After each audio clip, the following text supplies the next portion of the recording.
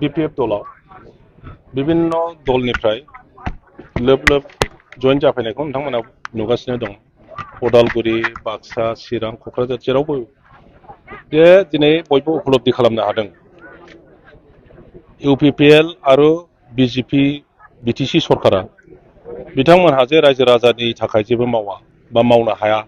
बे बुस्थुखौ बयबो नुबाय साख्रि मोननांसिगौमोन दाहालागै गावसोरबो खोथा होदोंमोन न'खर न'खर साख्रि मोनगोन होननानै खिन्थु 3 बोसोरनि गेजेराव दासिमबो सासेबो साख्रि होनो हायाखिसै BTCनि दारैहाय मोनबोनाय 40टा डिपार्टमेन्टनि गेजेराव 16टा department major department education health माने एग्रिकालचार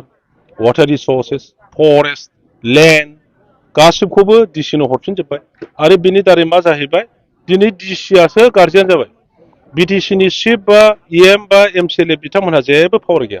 दिनै डिसिआसो मावजोबो मा सिद्धान्त लाया गासिबो डिसि दा बेफोरखौ रायजो राजाया बुजिजोब्बाय जों जायखौ बुंगासिनो दङ दा रायजो राजाफ्रा गासिबो बुजिजोब्बाय आरो बेबायदिनो BTCखौ धंस खालामनो थांगासिनो दं 6 शेड्यूलनि जि स्पिरिट बेखौनो फोजोबनो थांगासिनो दङ दिनै सेटेलाइट खालामनो थांगासिनो दं बिथांमोना आरोबाव समस्तिखौ 60टा खालामनानै ट्राइबेलफोरनि जि रिजार्भेशन बेखौ खमायना होनायनि मोनसे आरो कनस्पिरेसि खालामनो थांगासिनो दं दा बेफोरखौ बुजिजोबनानै बयबो खौसे जानानै BPFखौनो समर्थन खालामनो होननानै दिनै आगोलबोगासिनो दं फैगौ MP इलेक्सनाव BPF दलानो देरहागोन UPPनो रावबो भट होआ सारनारि EM रन्जित बसुमतारी बिथाङा BPF हान्जायाव खावनै जाबाय होनना बुंदों सार मा बुंदों खावनैया माब्रैहाय मोननै हान्जायाव सोलायबाय होनना बुंदों जोंथ' मिथिया BPFनि दैदेनगिरिफ्रा रावबो मिथिया जे खावनै जाबाय बिथांमोना सोरखौबा लानानै जुदि खावसे खालामनो नागिरदोंब्लाथ' मोजां दिनै जुदि जोंसो बुंनांगोन UPPLनिफ्राय हाजार हाजार मानसिया दाहालागै BPFआव जइन जाफैबाय माने UPPL दलआ थागोन ना दा बे प्रश्नबोधक जाबाय 17 बोसोराव नोंथांमोना मोनसेबो स्किम मावाखै होनना बुंदों राजु कुमार UPPLनि नेता बेथ' जुदि मोनसेबो स्किम मावाखैब्ला बेखौथ' जाम्बा होननाय जागोन BTC दादों जोङो इन्टारिम काउन्सिल दादों जों जनानै थायाखै मोनब्रै जिल्ला जों बानायगोन ना बानायाखै जिल्ला दंमोन नामा जोंनाव उदालगुरि जिल्ला दंमोन नामा बाक्सा जिल्ला दंमोन नामा चिरां जिल्ला दंमोन नामा क'क्राझारल'सोमोन जोङो मोनब्रै जिल्ला दादों बे मोनब्रै जिल्लाखौ माबोरैहाय सासन खालामनो साब डिभिजन नांगौ ओंखायनो जोङो गसाइगाव साब डिभिजन पर्बजरा साब डिभिजन बिजनी साब डिभिजन ओरै सालबारि साब डिभिजन तामुलपुर साब डिभिजन ओरैहाय भेरगाव साब डिभिजन 10टा साब डिभिजन जों खालामदों जेरावहाय SDC अफिस गैया बाहाय SDC अफिस जेराव ब्लक अफिस गैया जों ब्लक अफिस जों खालामदों जे BTC सालायनो थाखाय BTCनि मोनसे पार्मानेन्ट सेक्रेटारियेट नांगोन ना नाङा जों बेखौ बानायदों जोंथ' दलर थायाखै डिस्ट्रिक्ट फैनाय लोगो लोगोनो DCनि अफिस SPनि अफिस आरो डिस्ट्रिक्ट अफिसारफोरनि अफिस लोगोसे डिस्ट्रिक्ट मा होनना बुङो बेखौ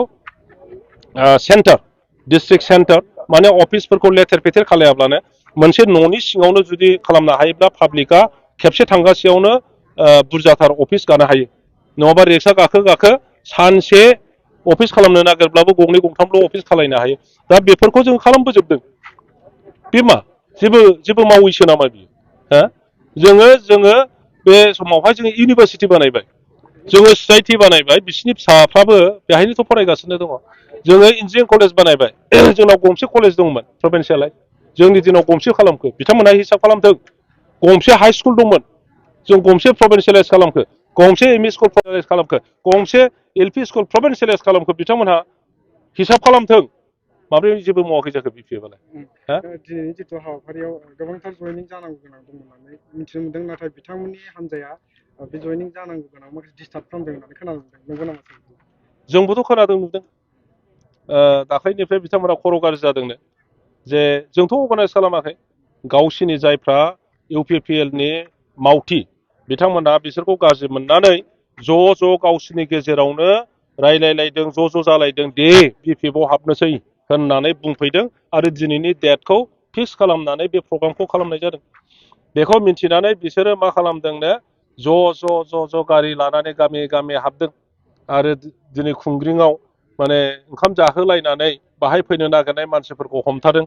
कयेकथा गामियाव थांनानै बुंदोंनो जोंखौ मानो गाज्रि मोनखो बिथांमोनहा बुंदों जे नोंसोरथ' गोदो बुंदोंमोन इलेक्सननि आगोल नैबे कालभार्टखौ गभर्नमेन्ट जाब्लानो खालामगोन दा 3 बोसोर जाबाय बोरो कालभार्टआ जोंखौ नोंसोरो गाज्रिसो रायग्रा जाबाय नोंनाव थाङोमोन नोंनाव थाङोब्ला खामानि लानानै जोंखौ गाज्रिसो रायहरो जों नोंसोरजों गैला होनना बुंदों दा बेखाय बे कालभार्टनि थाखायनो गाज्रि मोनदोंबा जोङो बानायनोसै बे कालभार्टखौ होननानै मैया आरो दिनै माने फिथा लानानै सुलायगासिनो दङ सोरबा बुंदों जोंनि लामाखौथ' नोंसोरो गभर्नमेन्ट जाब्लानो बानायगोन होनना बुंदोंमोन बोरो बेखौबो बिसोरो फिथा लानानै सुलायबाय दहाय मैया बे रोखोम खालामदों आरो बिसोरखौ न'खर थांनानै थांनो मोना बायदिसिना होननानै होबथादों सार एमपि इलेक्शननि थाखाय हानजाया माबायदि थागथियारि जादों जोङो वेल प्रिपेयार दा बिपिएफनो स्थितियानो बयनिख्रुइबो साबसिन बिसिपिआबो जोंनि बायदि नङा इउपिपिएलआथ' नंखाया कंग्रेसआबो जोंनि बायदि नङा बिपिएफआनो देरहागोन बेयो दिनैनि दिनाव खाथां सार केन्डिडेटआ सोर जागोन केन्डिडेटखौ जोङो अक्ट'बरनि 20 आरो 25नि गेजेराव डिक्लेयार खालामगोन नैबे मासावनो दिनै 1 थारिख 20निफ्राय 25नि गेजेरावहाय जोङो डिक्लेयार खालामगोन होमबा मिथिगोन आरो पार्टिनि मानसिफ्रा आंनि नामखौनो लादों गतिके आंनि अनगायैबो सोरबा केन्डिडेट टिकेट बिग्राबो थानो हागौ जोङो रायज्लायलायनानै बेखौ फाइनाल खालामसिगोन